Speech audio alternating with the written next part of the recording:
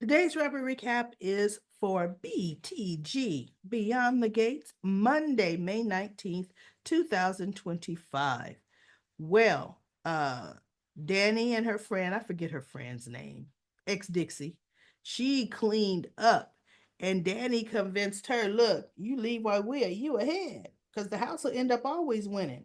So they took a whole big purse pot home, and Danny called Andre. She wanted to do a little footsie in the bed, and um, ex Dixie goes to Uptown, where the one that works at the club that has a thing for Vanessa, that Vanessa's dissing right now, because he feel he own her. He was there and he gave her this big old kiss in front of Vanessa, and Vanessa was looking like they know each other like that. But then in the booth, he had to apologize because she's like, "Oh no, no, you know our relationship ain't that, uh, and that's not even business like." So he said, I'm sorry, I did that. I wanted to make a certain woman jealous." And she looked over at Vanessa. She goes, "You do know she's married, right? Or sort of, right?" And he goes, "I know, whatever. Who cares about that?" Now, Doug was talking to Joey, still saying, "I don't have the money, and I don't want to call Vanessa." And Joey's like, "Oh, I'll call her." So he called and set up a little date with Vanessa at Uptown. And Doug is just looking at him like, "You gonna go see my wife?" Okay, yeah. Yeah, you the man, Doug. You the man. Right? So Joey gets there, and Vanessa's busy kind of playing cat and mouse, coy not coy, coy not coy with Joey, because he propositioned her to sleep with him last time they saw each other. And she goes, "I know, I'm going home." Right? So she's playing hard to get. And he goes, "I have great property, great home that I need you to show me. It's phenomenal." She goes, okay. She's like, "We could start in the kitchen, living room, in the kitchen, and we will work our way up to the bedroom." Allegedly the tour of the house, right? Well, Doug walks in as she's saying, "We could work our way to the bedroom." So he walks up to the two and he goes, and she goes, "Doug, what's going on?" And he looks at her, he goes, "Whatever their daughter's name is, I'll just say Sylvia. It's Sylvia. She's having relationship, her first heartbreak." She goes, "Oh my God, no, I got to call my daughter." And so Joey says, "Well, then I will take my leave because I know first heartbreaks can be tough. But just remember, Vanessa, that property is hot and it won't be on the market long." And she goes, "I remember," right? Joey leaves and she picks up her phone. And she goes, "Why would she call you before she called me?" He said, "Because there's no relationship problem." And she looked at him like, "Wait, what?" "I wanted to get Joey away from you." And she goes, "Jealous?" She goes, that's not what we do." She's like, "Yeah, we had a great time at the hotel a few weeks ago, but no, jealousy's not it, you know?" And she says, "Look, you know." But he goes, "What did he say?" She goes, "You know, I have other men in my bed. And I hope to God you have other women. Even though I don't know if one was in my face, I may get a little jealous." And he goes, "Is that what you think, Vanessa? You think I'm having an affair? I'm not having an affair." And she goes, "Okay, if you're not having an affair, Doug, you're doing something. There is something." And he goes, "Yeah, there is." She goes, "Oh, there we go." She says, "So," she mentioned again how we do our own thing, but we always come home to each other. I have no plans on leaving you or divorcing you. And I hope you feel the same way. And then she goes, "Oof, oh, that is the biggest weight off my chest." Yeah, tell him your husband to your face. I have other men. I'm gonna say it out loud. And I hope you have other women. Oh my goodness. Yep, we got it going on, y'all. And now I don't even have to pretend. Oh, it's getting ready to get ugly there for Doug. Doug's gonna walk in on all kind of stuff, right? Cause she feel good now.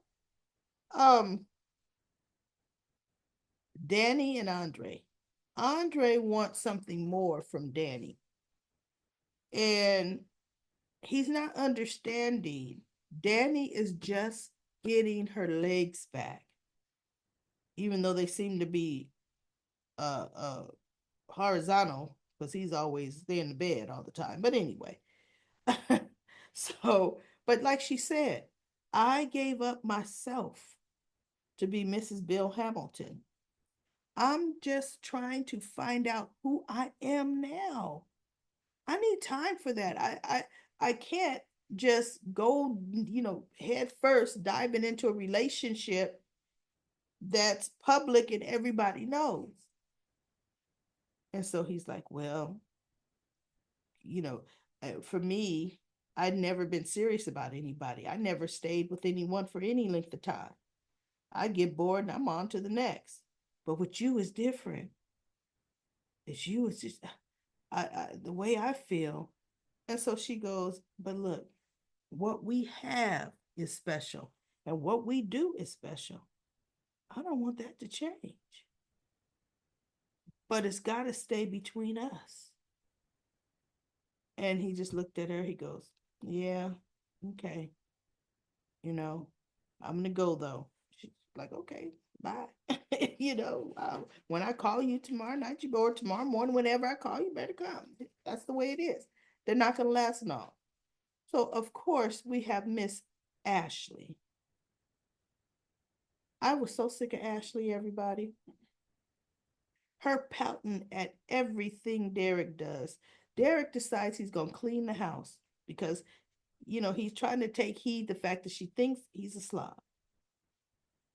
But he scrubbed the stainless steel refrigerator with a steel wool, you know, sponge ball. That puts scratches on stainless steel. Oh, she had a fit. She picked that refrigerator out herself. And doggone it, everybody, that stainless steel, you know, freezer above the refrigerator, that looks so doggone unique to me. It didn't look like it's one of 10,000 that look the same, right? Now, yes, the man used the wrong cleaning tool, but he cleaned it. And he cleaned out the refrigerator and threw out her stinking curry lunch that she forgot and came back to get.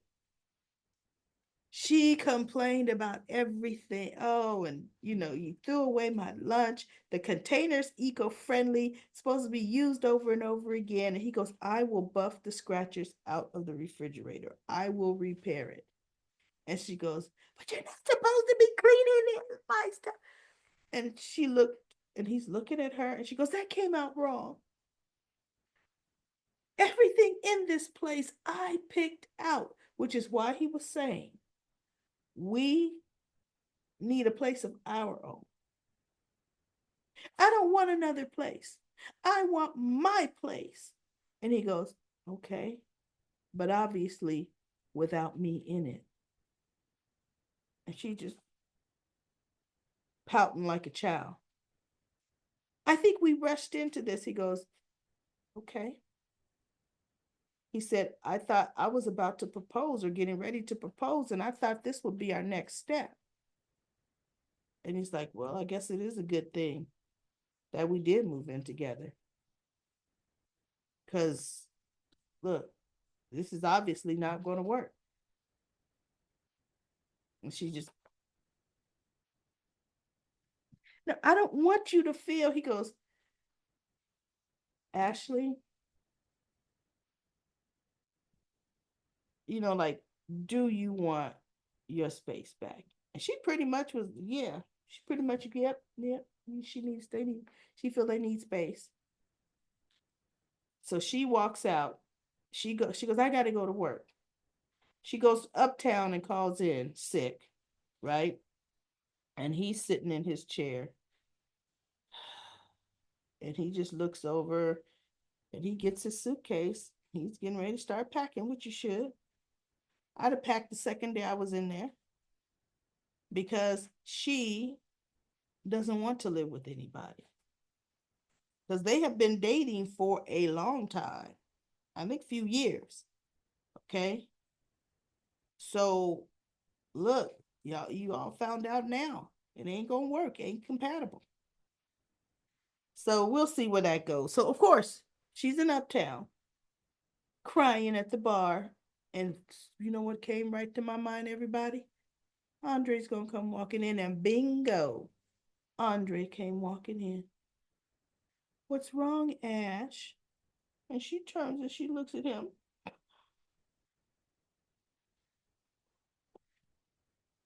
Those two are gonna end up in the sack. And guess what? Andre's gonna fool around and be bored with Ashley within a month. And he'll be moving on and she'll be all heartbroken. Oh, poor thing. Poor thing. Now, Ted, the party, the birthday party, lunch, birthday lunch, was just him and Andre and Eva. And Andre got a text from Danny and he had to bounce. So he goes, look, this gives you father daughter time to bond. And when I saw it was just the two of them, I was like, and you had the nerve, Ted, to invite Dana? That really would have looked horrible to anybody that walked in on it. So he gives her Andre. He took pictures of everybody at the anniversary party, or actually that wasn't the anniversary party. Yeah, I think that was the anniversary party. Nope, that was the charity function. The first thing that she did, because she was wearing Kat's dress, right? And at the anniversary party, she was wearing what Dana bought her.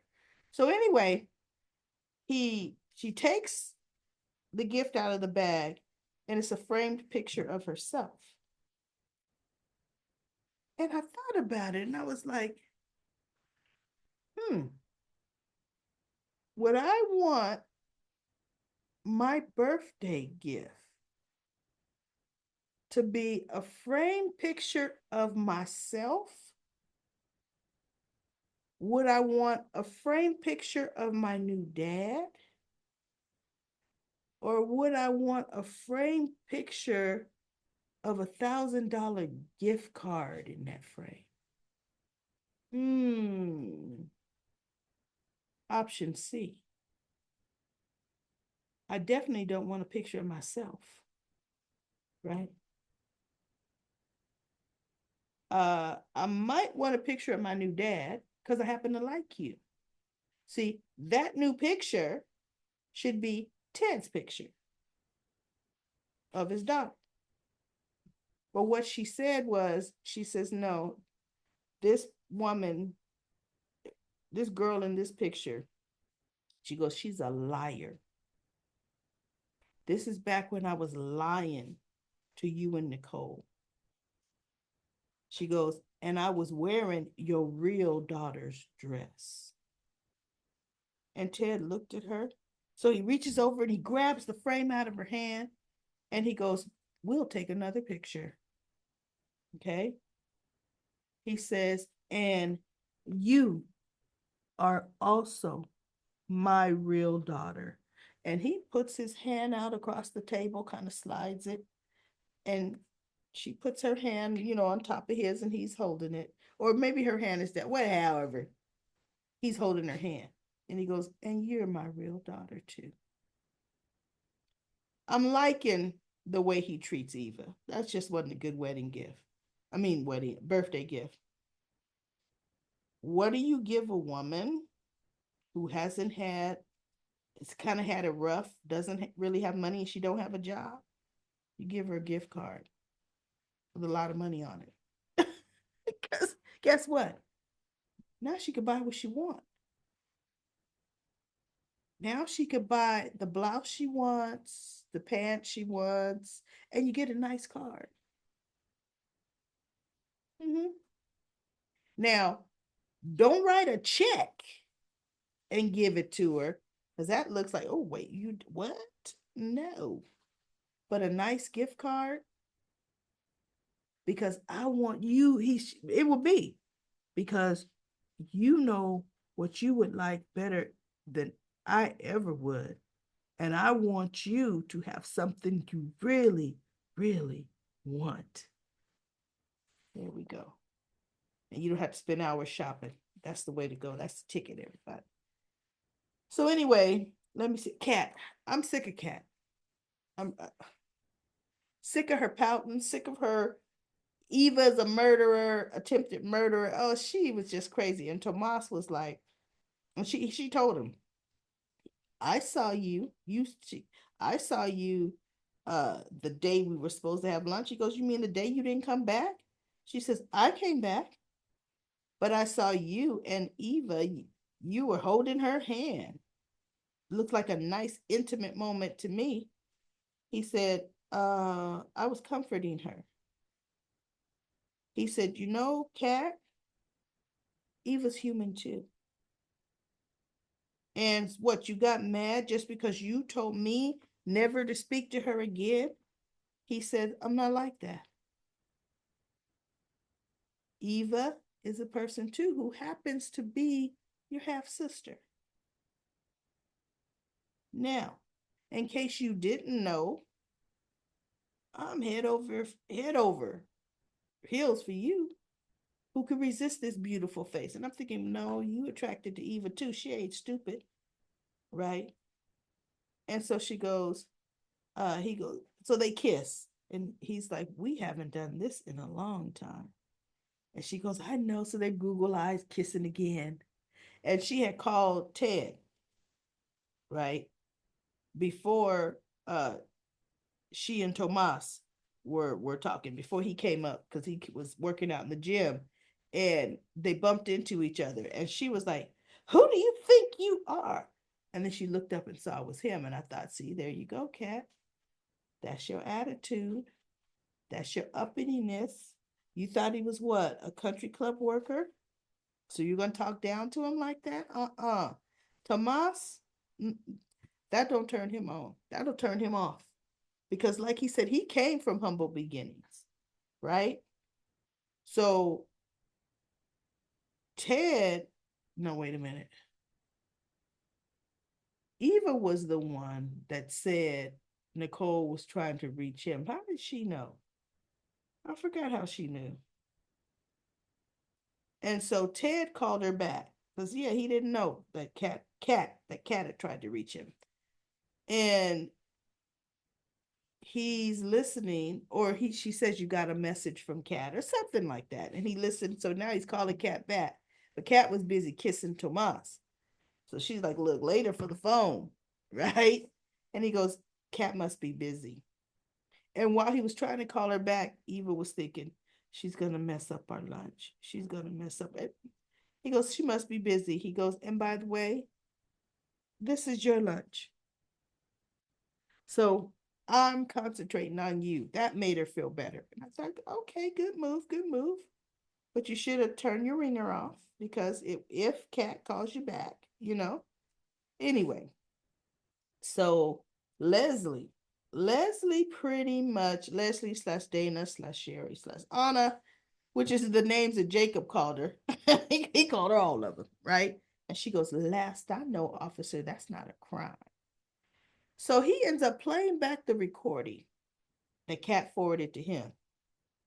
And she goes, I was just giving her a run for her. That cat ish. I was giving her a run for her money.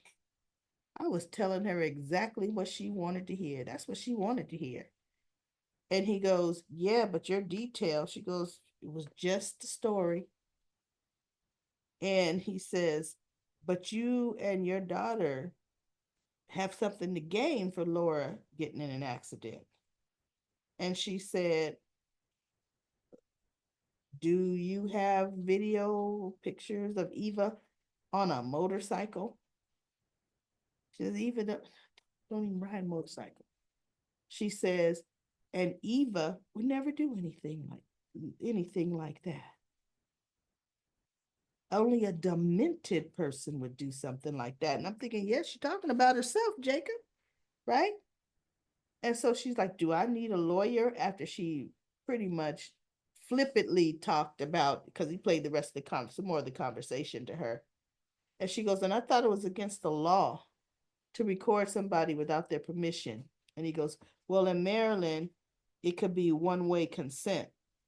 And she said, what kind of law is that? If the person that wants to do the recording says, yeah, I want to do the recording, what kind of consent is that? I want to secretly record somebody. So anyway, he got nothing from her. She goes, so am I free to go?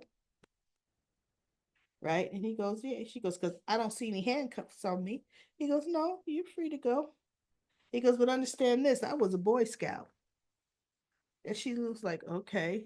He says, I'm going to investigate every lead until I get to the bottom of this. And she just looked at him like, do your best. Because guess what, everybody? Here's the truth. How long ago did Laura get run off the road? That was February. This is almost mid-May. You pretty much closed the book on that as unsolvable. So what makes you think you're gonna solve it now?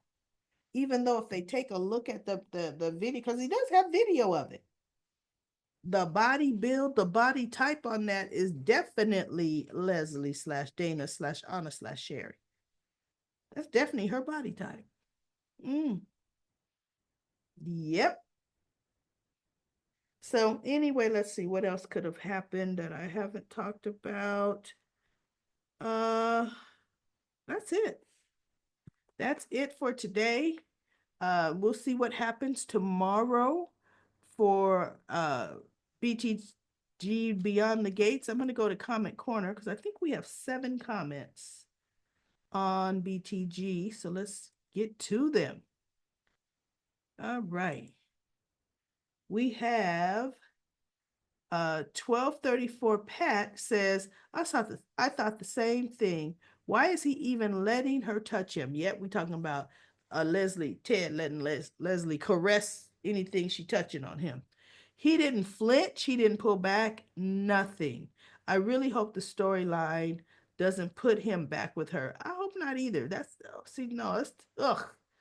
Winter says, the way he was acting, I believe Doc would bed Leslie slash Dana slash Sherry if given the chance. He's gone to her apartment more than once. He gives her more attention than Nicole.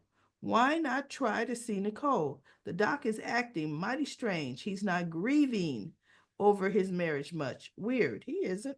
He doesn't act like he's grieving to me. Ronald says, where are Doug and Vanessa's children? The twins are in college. She said that in the first few episodes. Ronald said they should be home for the summer. Ronald said, I could see Leslie falling in love with big, impressive, brash voice Maurice Ted, but not Keith Ted.